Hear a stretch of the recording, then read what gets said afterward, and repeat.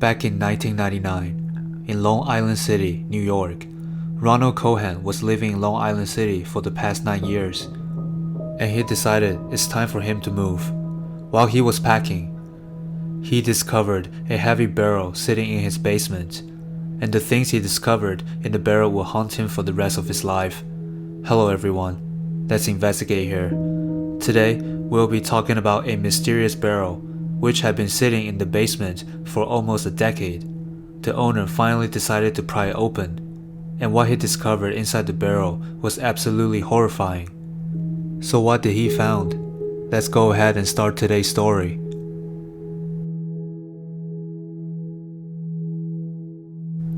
On September 2nd, 1999, Ronald was throwing away some stuff since he was moving. He hired a few workers to help him to move the boxes to his new place.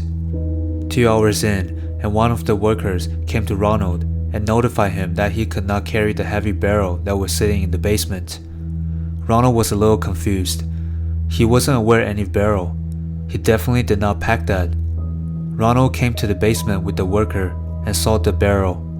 It was a rusted old barrel. There were a few words written on the outside of the barrel, but they weren't visible anymore. The workers asked Ronald if he would like to move this barrel to his new place. If so, he will need some extra hands for it since it was way too heavy. Ronald decided to bring it outside, so he called the other 2 workers for help. The 3 workers finally brought the barrel to the front yard after an hour, and they were extremely exhausted. They told Ronald that this barrel is overweight, and they cannot transport it onto the car and unload it later, so they can only bring it to the front yard for him.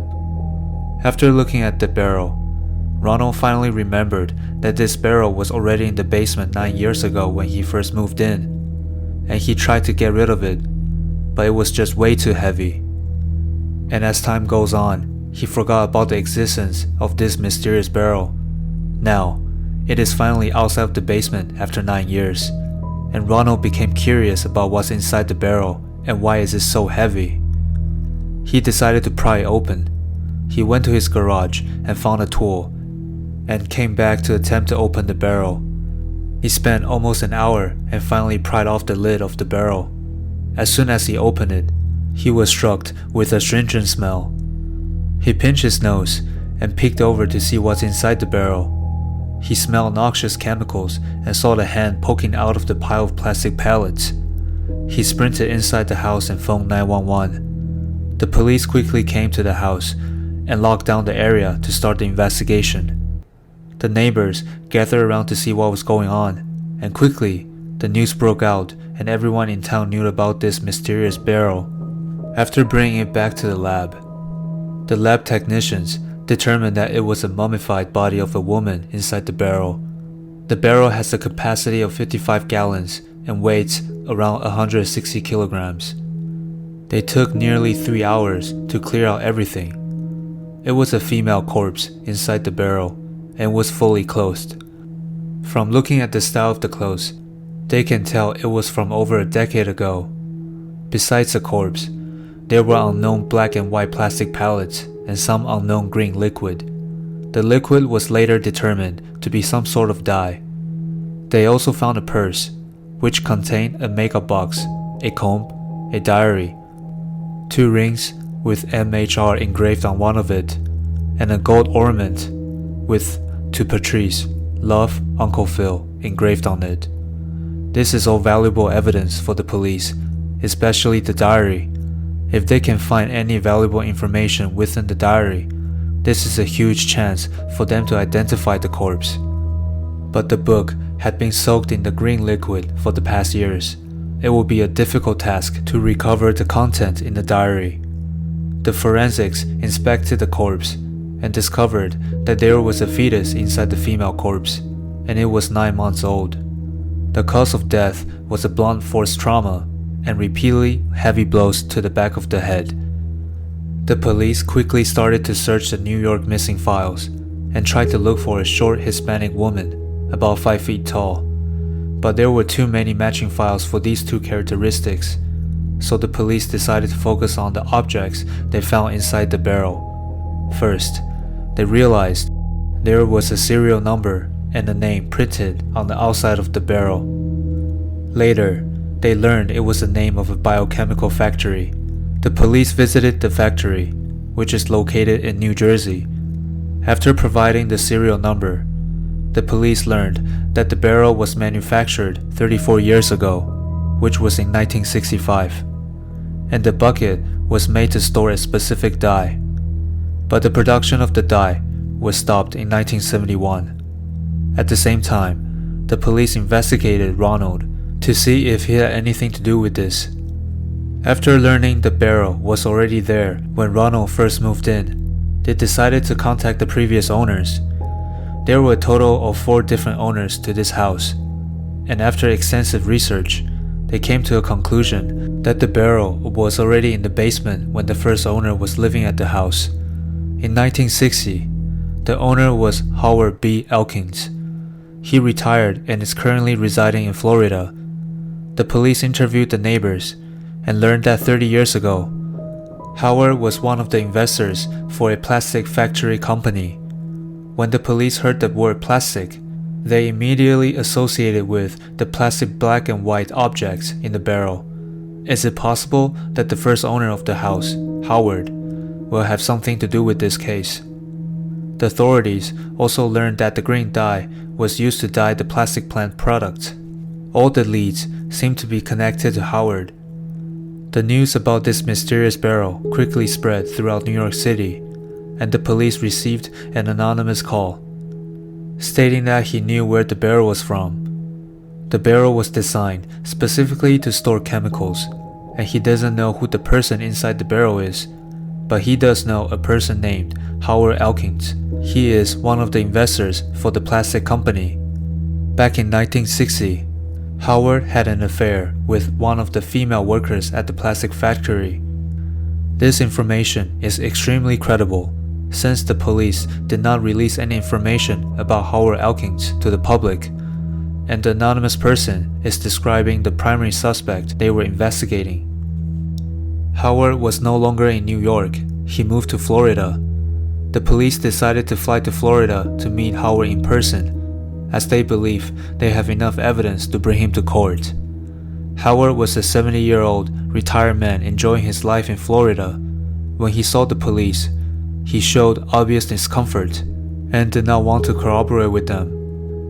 The police pulled out a picture of the barrel and asked him, "Did your plastic factory use this type of barrel to store chemicals?"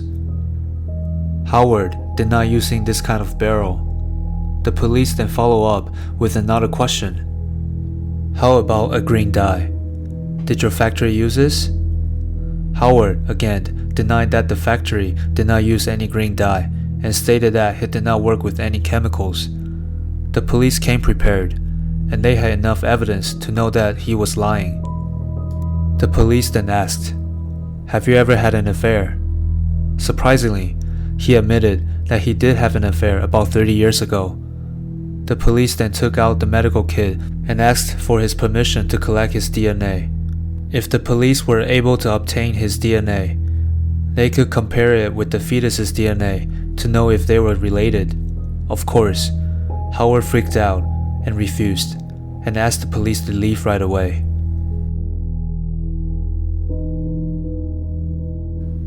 Back in New York, the lab technicians were working really hard to extract any information in the notebook. What really gave the episode unrest-grabbing suspense was the effort, via moisture extraction, magnification, and a video spectral comparator study on the part of forensics experts to yield clues from the rotting paper.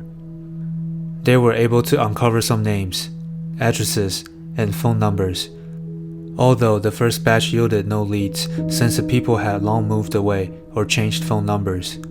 And this was 1999, post-internet, but before social media enabled everyone to track down anyone. They found that in one of the pages clearly wrote, "Mr. Elkins," following with an address and a phone number. On the next page, it wrote, "Kathy Andrade," with the phone number below the name. Surprisingly, the police were able to get a hold of Kathy, since she still lives at the same apartment after 30 years. and still has the same phone number. The police updated their investigation with Kathy, and she quickly identified the body in the barrel as Reyna Angelica Marroquin. Reyna was originally from El Salvador, and she was one of the students from an English class. They became good friends as they were of similar age. In 1966, Reyna moved to the United States by herself, in hope to fulfill the American dream and help her family back in El Salvador. She was living by herself in an apartment, and quickly she got a job at a plastic factory in Manhattan. Reyna really enjoyed New York and hoped she could obtain citizenship one day. Kathy remembered that right before Reyna went missing, she told Kathy that she was pregnant, but did not tell her who the father was. Reyna did say that the father was married with 3 kids. One day, Kathy got a call from Reyna, and she said that she called the man's wife and told her everything. How the man cheated, and she was already pregnant with his child. The man then called Reyna and threatened to kill her if she would not stay away from his family. Reyna was so scared, therefore she called Kathy for help. Kathy was really worried, and she decided to visit Reyna's apartment to try to calm her down. When she arrived, the apartment was unlocked, and she couldn't find Reyna. She waited for 3 hours for Reyna to return, but Reyna never did. Kathy then heads to a nearby police station to report this, but since Kathy is not Reyna's relative, the police did not take this seriously and just told Kathy that Reyna went shopping and would return later at night. Kathy could have told them about how a man threatened Reyna, but she didn't know the name, therefore she knew the police would not take any action. Reyna never returned. She just disappeared from the face of the earth, and after 30 years, Reyna was finally found, but dead in the barrel. Now, everything is cleared. Howard had an affair with Reyna and got her pregnant, but he did not want to commit to Reyna, therefore he murdered her. The police came up with the scenario that Howard asked Reyna for a private talk at the factory and murdered her. Then he took the body back to his house and planned to drive his boat and dispose it in the sea. Howard put Reyna in a barrel and filled it up with the liquid and plastic pellets to ensure that the barrel would sink to the bottom of the sea. After closing the barrel, Howard tried to move the barrel onto his car. However, the barrel was way too heavy for him to carry by himself. He couldn't call people to help him because that would be just too suspicious. The barrel then stayed in the basement for over 30 years, and no one discovered it until Ronald decided to pry open the lid.